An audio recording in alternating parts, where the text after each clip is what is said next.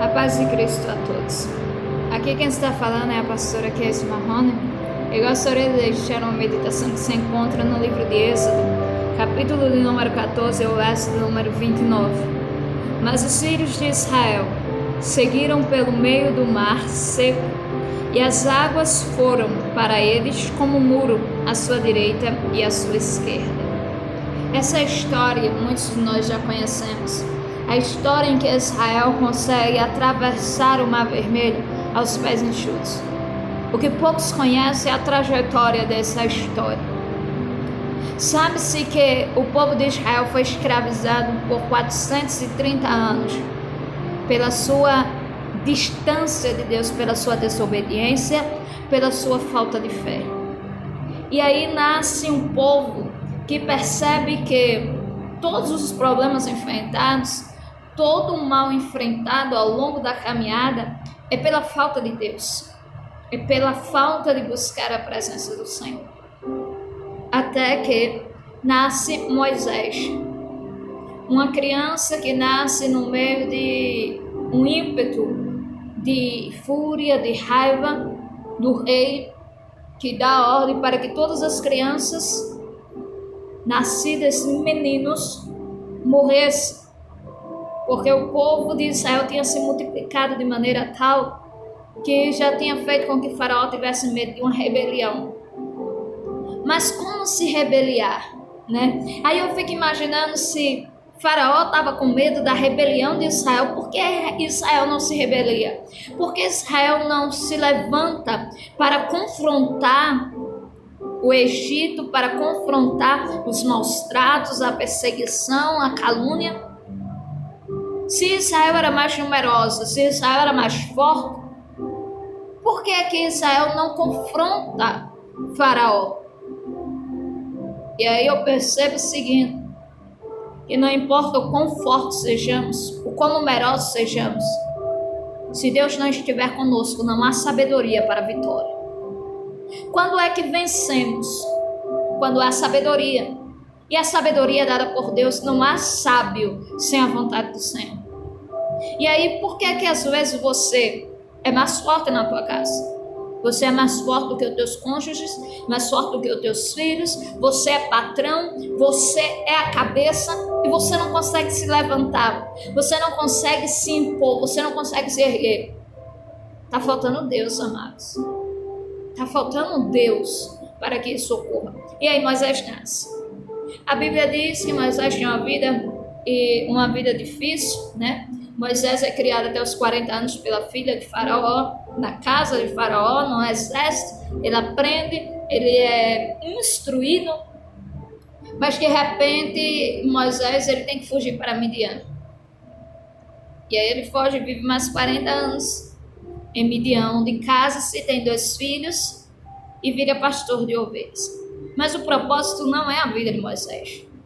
Não é isso que eu quero trazer para vocês. O propósito é o seguinte, que Deus escolheu Moisés para libertar o povo.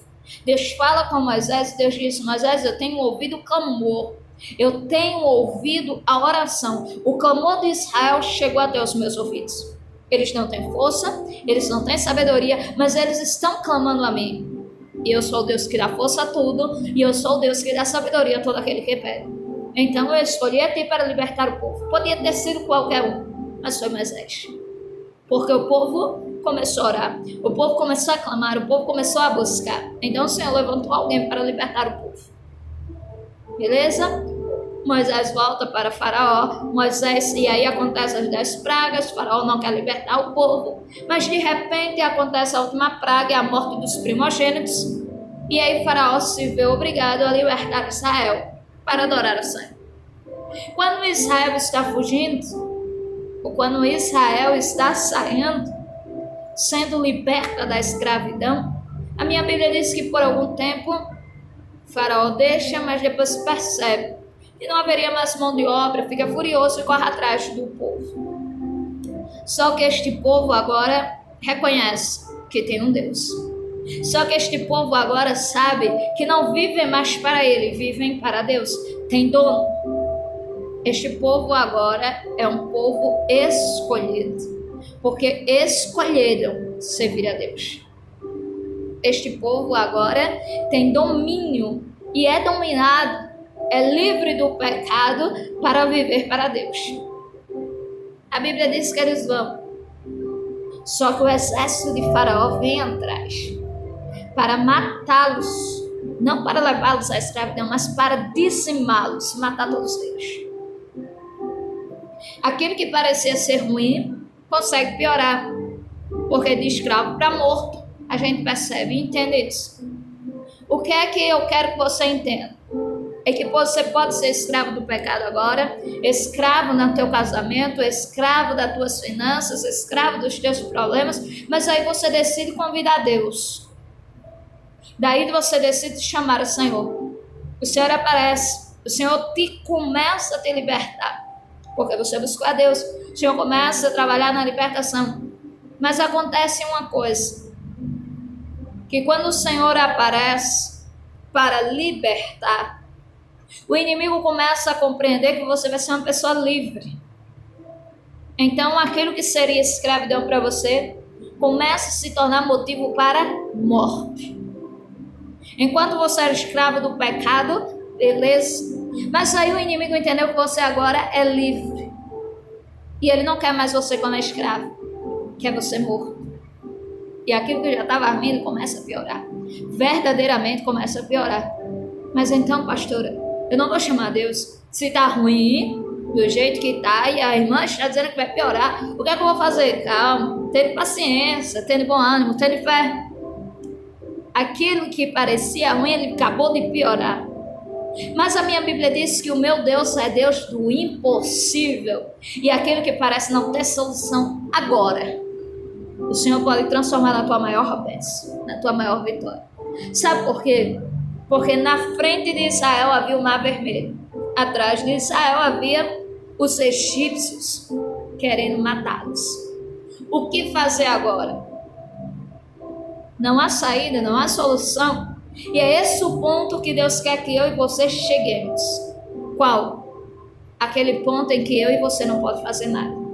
Em que não há saída, não há solução. A nossa mente não raciocina, nossas forças não dão conta. Esse é o ponto que Deus quer que eu e você chegue. Para que nós tenhamos a certeza e a submissão de que só Deus é poderoso para trabalhar nas nossas vidas e para nos dar milagre.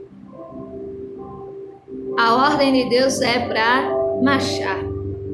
Moisés começa a orar a Deus, clamar a Deus. O Senhor diz: por que clamas a mim, Moisés? Manda que o povo marche.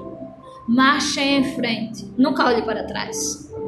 O alvo é sempre na frente. O alvo é sempre Cristo.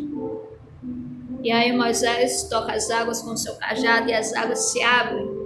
De um lado o muro, do outro lado o muro, e Israel consegue passar no meio do mar, aos pés enxutos, em terra seca. Esse foi o maior milagre de Israel, depois que saiu do pecado. Sabe o que é que Deus está dizendo a mim e a você? Vem cá, é segredo. Você tem um milagre grande para viver. Você só tem que chamar Deus para a tua vida. O teu maior milagre está para chegar no meio da tua maior dificuldade. O Senhor é Deus e Ele quer operar na tua vida. Sabe aquilo que parece não ter saída agora, não ter solução agora? Acalma. O Senhor tem uma grande solução e o Senhor está dizendo: por que clamas a mim? Marche, somente marche e vê do livramento que eu tenho para te dar neste momento. Que a graça e a paz de Deus esteja com todos nós, agora e sempre. Amém.